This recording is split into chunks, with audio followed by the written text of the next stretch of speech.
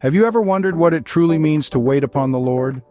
This simple yet profound question has puzzled many believers.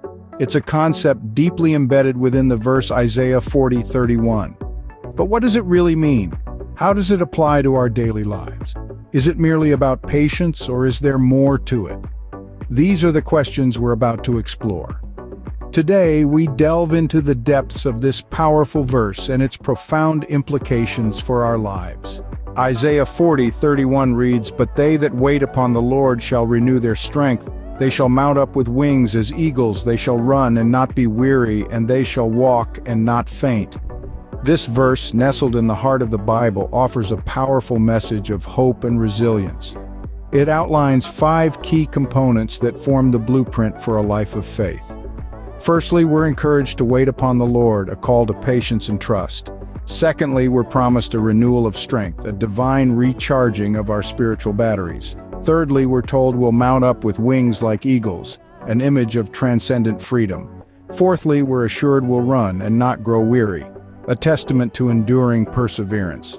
Lastly, we're comforted with the promise that we'll walk and not faint, a symbol of steady, unwavering progress. Let's unpack these elements to better understand their significance. What does it mean to wait upon the Lord? In the hustle and bustle of our modern lives, waiting can often seem like a burden, an inconvenience. But in the biblical context, waiting takes on a much more profound meaning. It's not simply about biding time. It's about patience, trust, and active faith. When we look at the concept of waiting in the Bible, it's often associated with a sense of expectation, a longing for God's promises to be fulfilled. It's about holding on to hope even when circumstances might seem bleak. It's about trust, about believing that God's timing is perfect even when ours is not. In Psalm 27 verse 14 we find the words, "Wait on the Lord, be of good courage, and he shall strengthen thine heart. Wait, I say, on the Lord." Here, waiting upon the Lord is tied to courage, to strength of heart. It's not a passive state, but an active one, a call to stand firm in faith even in the face of adversity. And then there's Lamentations chapter 3 verses 25 to 26, which tells us, "The Lord is good unto them that wait for him, to the soul that seeketh him.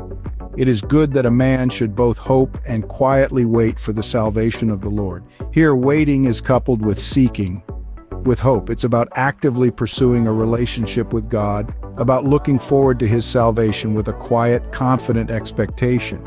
So when we talk about waiting upon the Lord, we're talking about a dynamic state of faith-filled anticipation. It's about being patient, trusting in God's timing, and actively seeking him. It's about holding on to hope even when it's hard. It's about expecting God's promises to be fulfilled even when we can't see how. Waiting upon the Lord is not simply idleness, but a dynamic state of faith-filled anticipation. The verse promises that those who wait upon the Lord shall renew their strength. In the tapestry of life, strength is a thread that weaves through every strand. It's not just about physical might, but also emotional resilience and spiritual fortitude. Often we think of strength as a personal attribute, something we either have or don't. But the biblical perspective offers a different viewpoint. Strength in the biblical sense is not simply about our abilities or our power. It's about God's power working in and through us.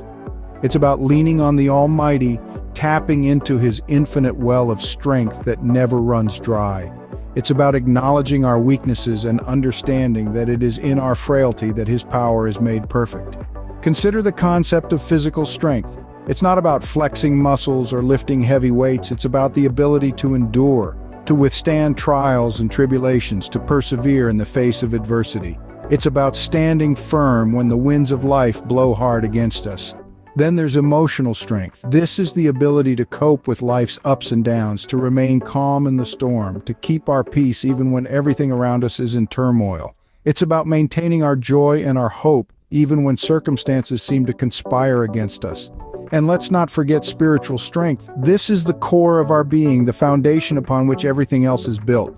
Spiritual strength is about faith, trust, and dependence on God. It's about knowing that no matter what we face, God is with us, God is for us, and God will see us through. So when Isaiah 40:31 speaks of renewing strength, it's not about a one-time boost. It's about a continuous, ongoing process. It's about daily drawing from the well of God's strength, allowing him to replenish us, to restore us, to renew us. God's strength is ever renewable and available to those who wait upon him. The verse also promises that we shall mount up with wings as eagles, run and not grow weary, walk and not faint. These three promises are not just literal statements, but profound symbols of the spiritual journey we undertake with God's strength. Let's start with the first promise. They shall mount up with wings as eagles. Eagles are known for their strength and their ability to soar high above the storm. Similarly, when we rely on God's strength, we too can rise above the challenges and trials of life. We can soar to new spiritual heights, gaining a broader perspective and a deeper understanding of God's plan for us. This is echoed in the book of Exodus, where God says, "You yourselves have seen what I did to Egypt and how I carried you on eagle's wings and brought you to myself." Next, we have the promise that we shall run and not grow weary. In the journey of faith, there are times when we need to act swiftly and decisively. God's strength enables us to do this without becoming weary or losing heart.